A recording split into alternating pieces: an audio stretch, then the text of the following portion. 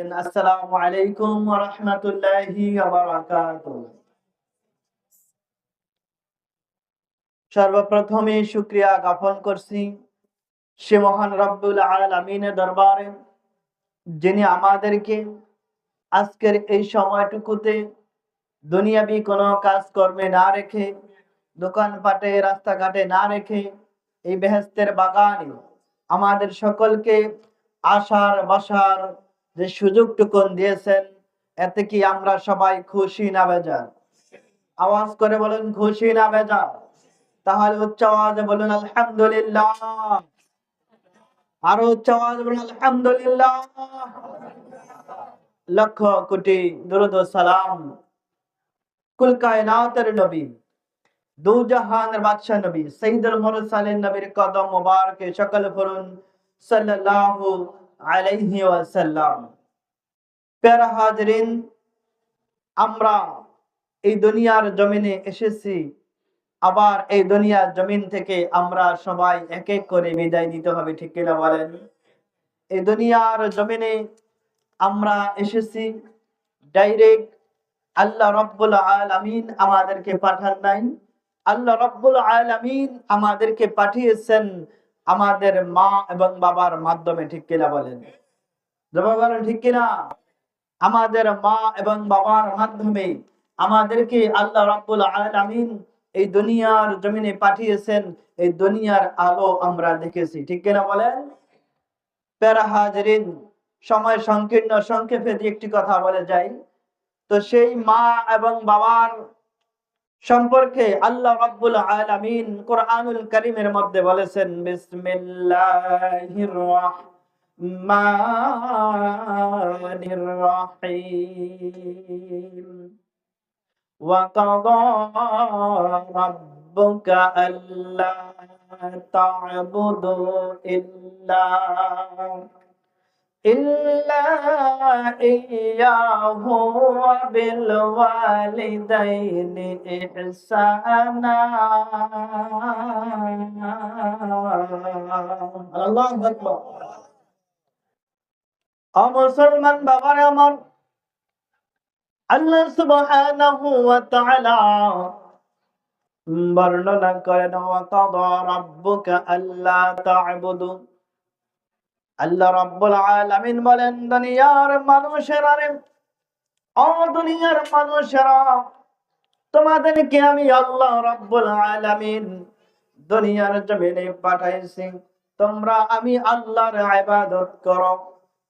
বলেন না সুবহানাল্লাহ। কার ইবাদত? আর জোরে কার ইবাদত? আল্লাহর ইবাদত করব। তারপর আমার আল্লাহ বলেন, আল্লাহ তা'বুদু ইল্লা ইয়্যাহু ওয়া বিল ওয়ালিদাইনি ইহসানা। আল্লাহু আকবার। আল্লাহ রাব্বুল আলামিন বলেন, আল্লাহর ইবাদত করার পরে দুনিয়ার মানুষেরা রে, তোমরা তোমাদের মা এবং বাবার খেদমত করো। বলেন না সুবহানাল্লাহ। আল্লাহর ইবাদতের পরে মা এবং বাবার খেদমত করার জন্য কে বলেছেন? আরজ করে বলেন, কে বলেছেন?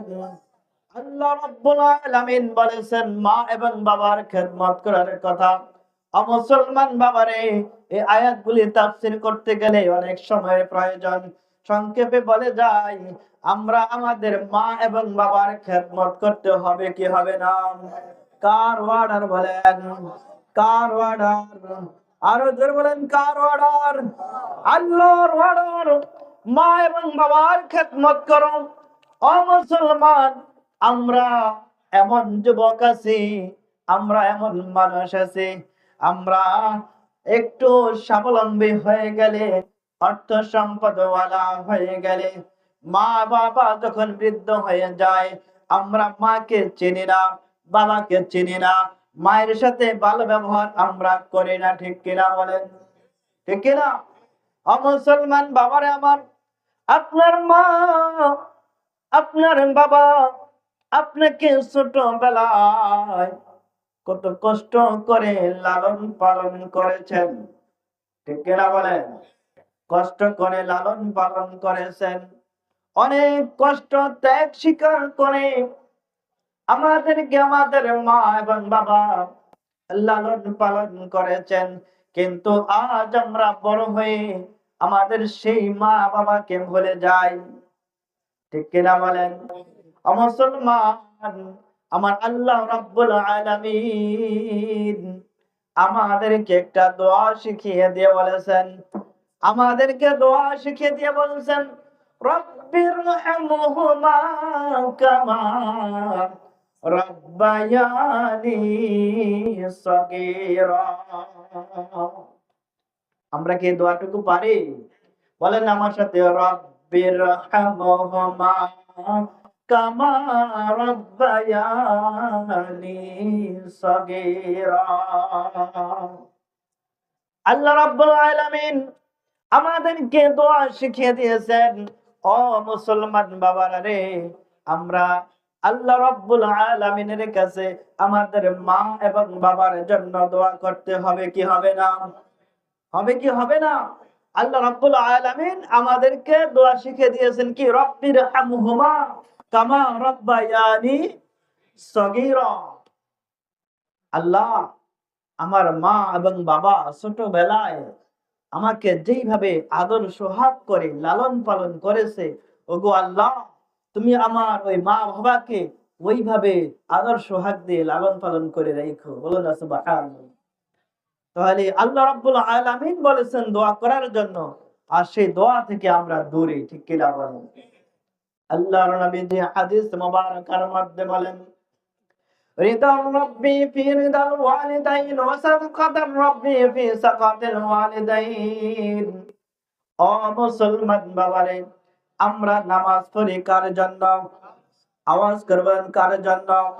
আমরা নামাজ পড়ি আল্লাহকে রাজি খুশি করার জন্য, হজ করি আল্লাহকে রাজি খুশি করার জন্য, সমস্ত ইবাদত করি আল্লাহকে রাজি খুশি করার জন্য, ঠিক কিনা বলেন?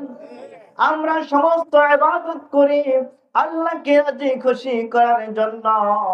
কিন্তু আমার নবীজি বলেছেন, ও উম্মতেরা রে, রিদার রাব্বি ফি রিদাল ওয়ালিদাইন ওয়া সাখাতার রাব্বি ফি সাখাতিল ওয়ালিদাইন।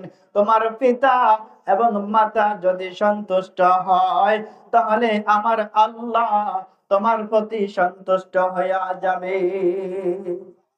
জোরে বলেন না সুবহানাল্লাহ।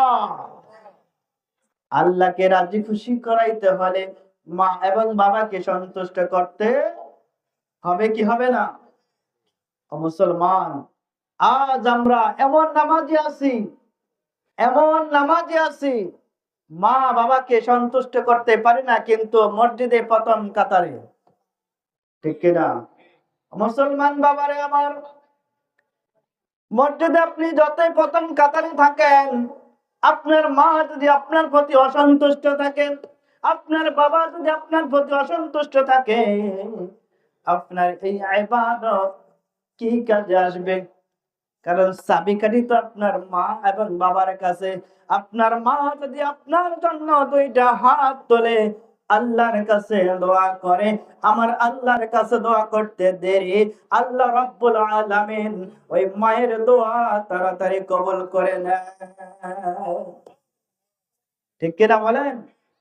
ও মুসলমান বাবা, তাহলে সেই মা এবং বাবার খেদমত আমাদের করতে হবে।